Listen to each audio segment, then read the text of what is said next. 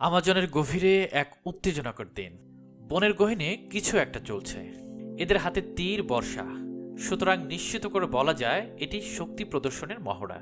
কেউ জানে না সংখ্যা এরা কতজন, কোত্থেকে এসেছে।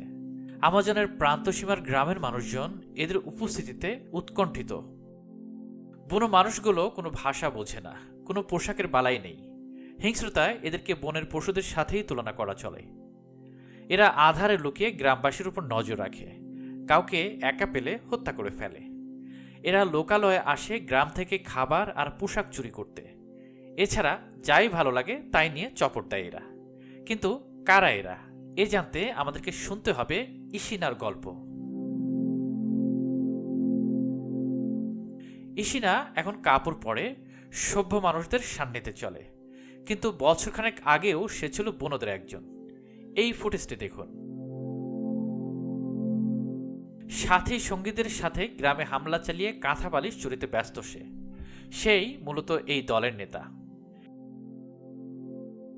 একদিন সভ্য মানুষদের সাথে যোগাযোগ স্থাপনে সেই এগিয়ে এসেছিল।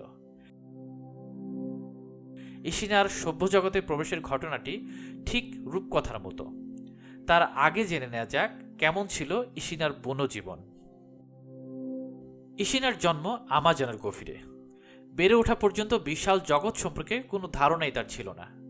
বন আর বুনো প্রাণীদের জীবনই ছিল তার জীবন। বনের জীবন মানেই লড়াই করে টিকে থাকা, খাবার সংগ্রহ করো, খাও, বেঁচে থাকো। কখনো কখনো ঝুম বৃষ্টিতে ৩-৪ দিন বাইরে বের হবার উপায় থাকতো না। এই ৩-৪ দিন উপোস থাকা ছাড়া আর কোনো উপায় ছিল না। ম্যালেরিয়া ডায়রিয়ায় কমতো দলের সদস্য সংখ্যা। কোনো একজনের পরিবারের সবাই গেছে বাঘের পেটে। রাতে ঘুমানোর উপায় ছিল না, কোথাও হেলান দিয়ে আধো ঘুমেই রাত কাটত।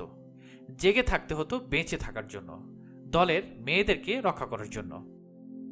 ইশিনারা কাপড় চোপড় সম্পর্কে কিছুই জানত না। এখন তারা কাপড় পছন্দ করে, প্লেট, বাসনকোসন, চামচ পছন্দ করে।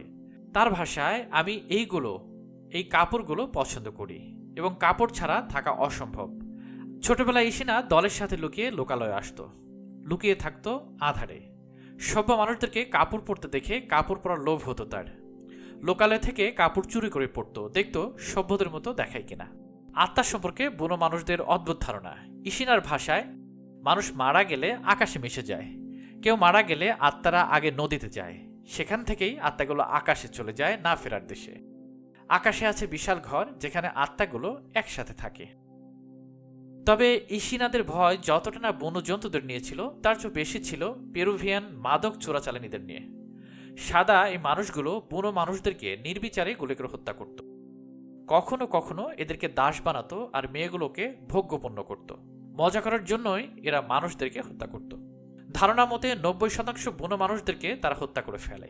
আমাজন বনের অনেক রহস্যের একটি হলো আনটাস মানুষ। এদেরকে আগে কখনোই খুঁজে পাওয়া যায়নি, কিন্তু ইদানিং তারা মাঝে মাঝেই ক্যামেরায় ধরা পড়ছে।